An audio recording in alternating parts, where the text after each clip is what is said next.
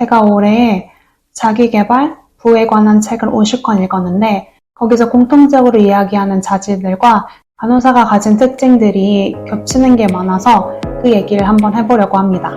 첫 번째는 소통과 듣기 능력이에요. 데일 카네기의 인간관계론에서 보면 설득하는데 가장 중요한 것은 듣기인데요. 간호사는 매일 듣기를 실행하면서 살죠. 저는 간호사의 특권 중 하나가 환자가 심적으로나 육체적으로 아플 때 그 곁에서 간호할 수 있다는 것인데요. 간호사는 환자의 적나라하고 부끄러울 수도 있는 면을 보잖아요.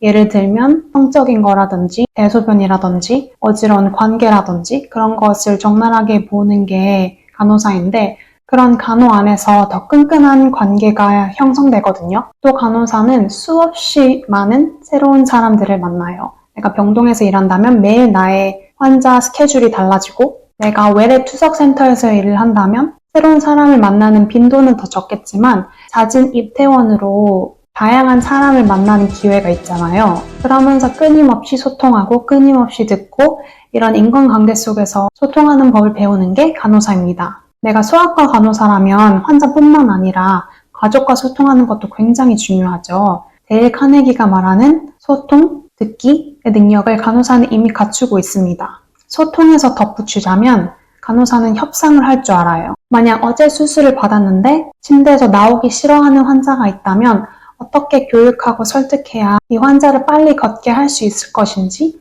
그런 것도 연구해야 하고 병동에서 나갈 수 없는데 내가 담배를 펴야 해서 밖에 나가야겠다 하는 환자가 있으면 어떻게 이 사람을 설득해야 하는지 계속 연습하는 게 간호사입니다. 간호사는 노라고 거절하는 것에 익숙해져 있어요.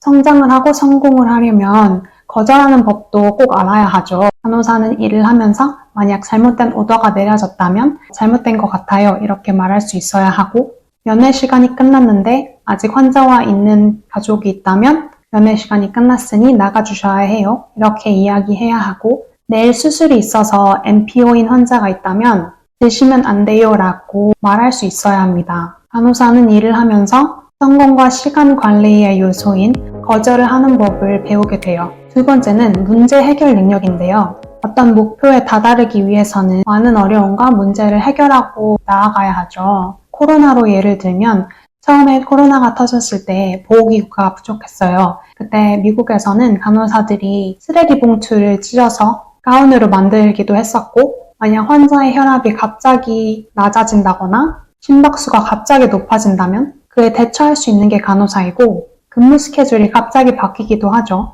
이런 예기치 못한 변화에 계속 적응해야 하는 게 간호사인데요. 제가 응급실에서 일할 땐 아이비 폴이 없어서 환자 커튼에 아이비를 걸기도 했었어요. 이렇게 문제에 맞닥뜨렸을 때 해결을 할 수 있는 게 간호사입니다. 또 문제를 해결할 때 중요한 게 우선순위를 정하는 거잖아요. 성취를 하려면 나의 시간 관리와 우선순위를 어떻게 정해야 하는지 아는 것도 중요하잖아요. 간호사는 일을 하면서 우선순위를 정하는 법을 알게 돼요. 또한 많은 리스크에 노출되는 게 간호사인데 예를 들면 코로나 같은 질병이라든지 바늘 부상이라든지 이런 일이 생겼을 때 어떻게 해결하는지 리스크에 익숙해지고 그것을 관리하는 능력도 생기죠. 세 번째는 끈기, 그릿입니다.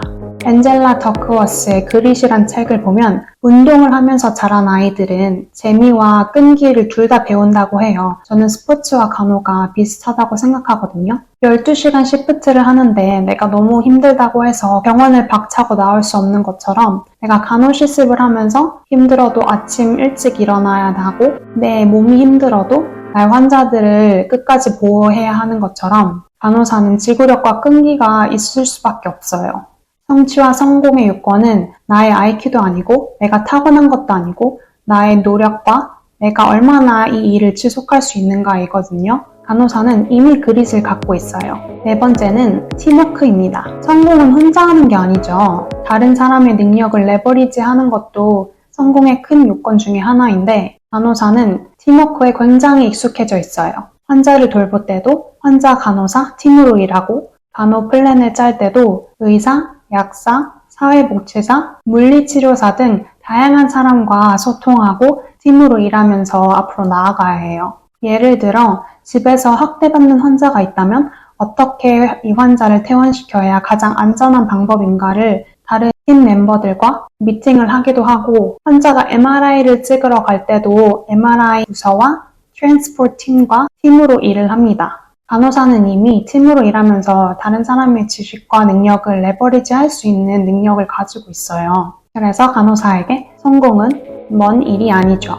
결과를 내려면 꼭 있어야 하는 게 책임감입니다. 우리가 간호대를 다닐 때는 많이 듣는 얘기지만 간호사가 되면 까먹을 수도 있는 게 간호사는 환자의 생명을 좌지우지할 수 있다는 것인데요. 꼭 내가 응급실이나 중환자실 같은 중증 환자가 있는 곳에서 일할 때뿐만 아니라 커뮤니티에서 일을 할 때도 환자에게 막대한 영향을 끼칠 수 있어요. 영국은 외로움을 사회적 질병이라고 지정했고 외로움은 사망률을 45% 늘린다는 연구 결과가 있습니다. 그래서 내가 양호 교사로서 방문 간호사로서 나의 환자, 나의 학생에게 위로와 공감을 해준다는 것 자체로 긍정적인 영향을 줄 수 있는 것이거든요. 그래서 간호사가 가지고 있는 책임감, 소통 능력, 문제 해결 능력, 끈기, 팀워크는 성공과 성취를 쉽게 하는 간호사의 자질입니다.